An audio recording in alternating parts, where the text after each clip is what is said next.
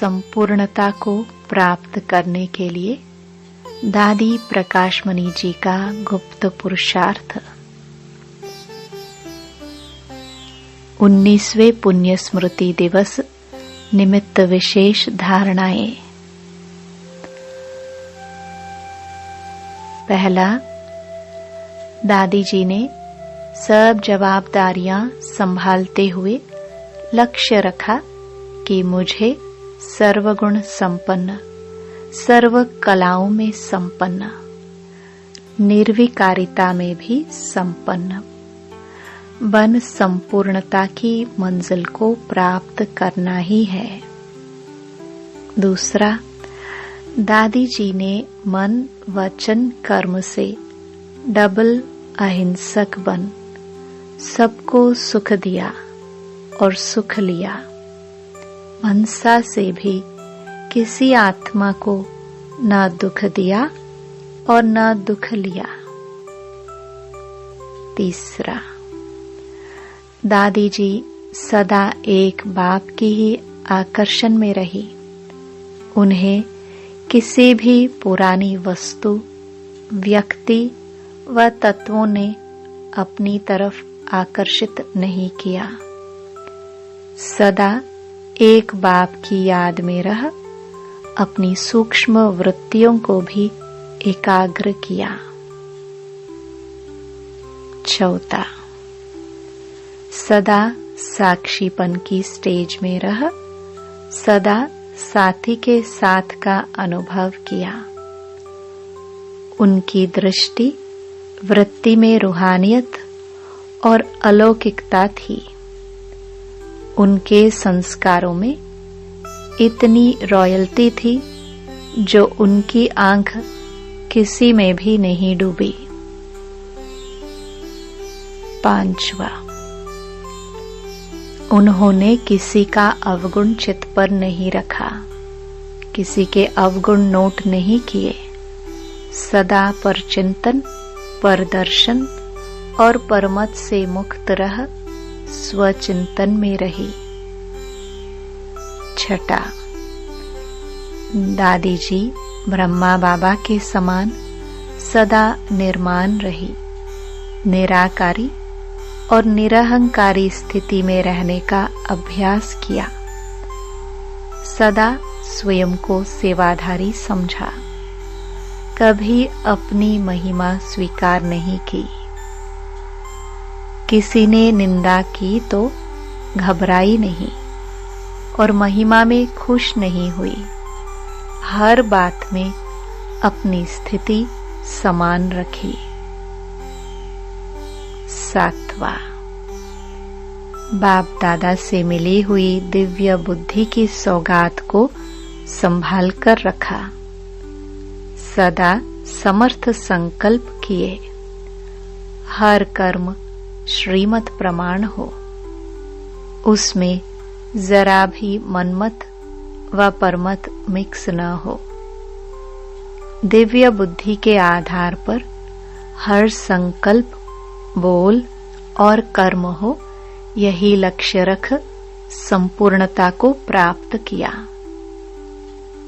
आठवां, सदा एक बल, एक भरोसा, एक से ही सर्व संबंध, किसी तरफ भी झुकाव लगाव नहीं।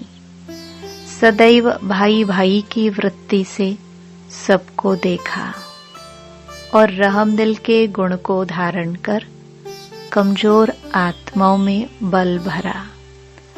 अपकारियों पर भी उपकार किया। 9, हर छोटी बड़ी परिस्थिति को नथिंग न्यू की स्मृति से पार किया। कोई भी दृश्य को देख क्यों क्या के प्रश्नों में उलझनों के बजाय सदा साक्षी भाव को धारण कर सदा हर्षित रही। 10, उनके हर बोल में रॉयल्टी दिखाई देती थी। कोई भी बोल साधारण नहीं बोला। उनके मुख से वही बोल निकले जो होने वाले हैं। ऐसी सिद्धि स्वरूप आत्मा के संकल्प भी सिद्ध होने कारण सहज ही संपूर्णता को प्राप्त कर लिया। 11.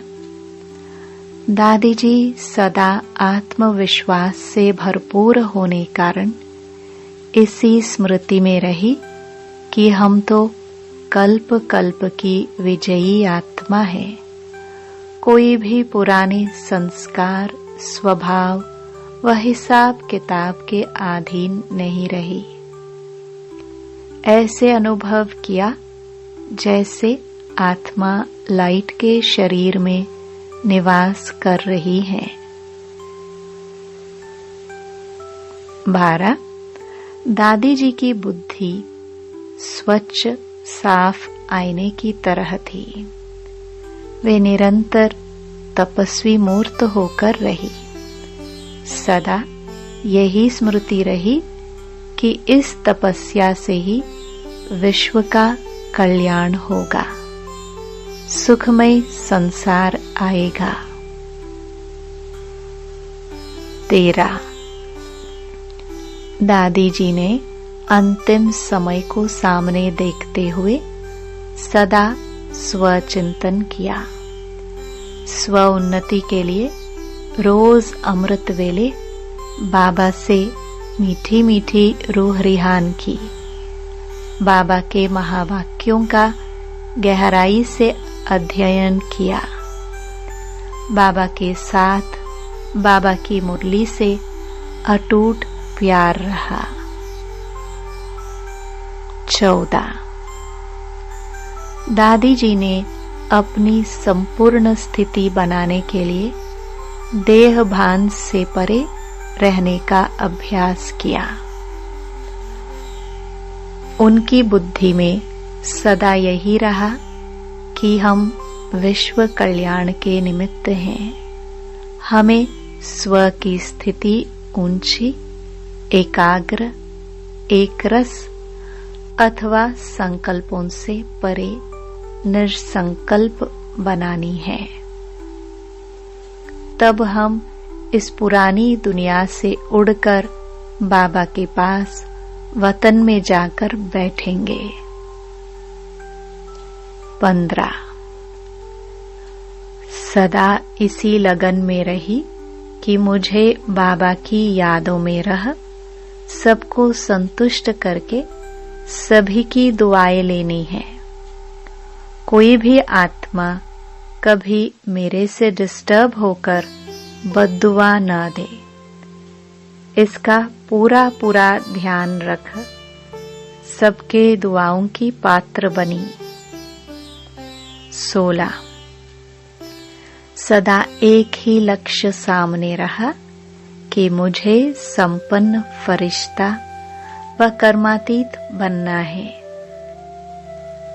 यह पुराना तन छोड़ फरिश्ता बन अव्यक्त वतनवासी बनना है।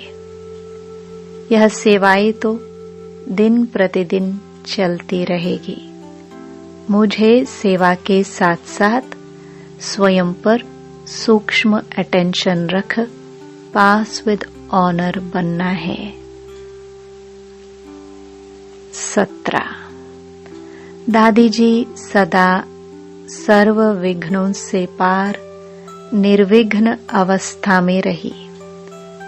एकांत में बैठ अपने आप को सूक्ष्म चेक करके अपनी कमी कमजोरियों को, आत्मा रूपी हीरे के दाग को संपूर्ण समाप्त कर अमूल्य हीरा बन गई। 18. स्वयं को संपूर्ण पावन लाइट माइट से संपन्न बनाने के लिए आंतरिक वैराग्य वृत्ति द्वारा सब बातों से उपराम रह अपनी सूक्ष्म दृष्टि वृत्ति को संपूर्ण पावन बनाया।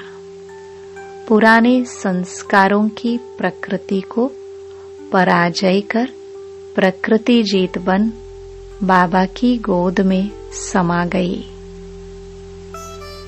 19। मैं बाबा की हूँ, मुझे बाबा के समान संपूर्ण बनना ही है।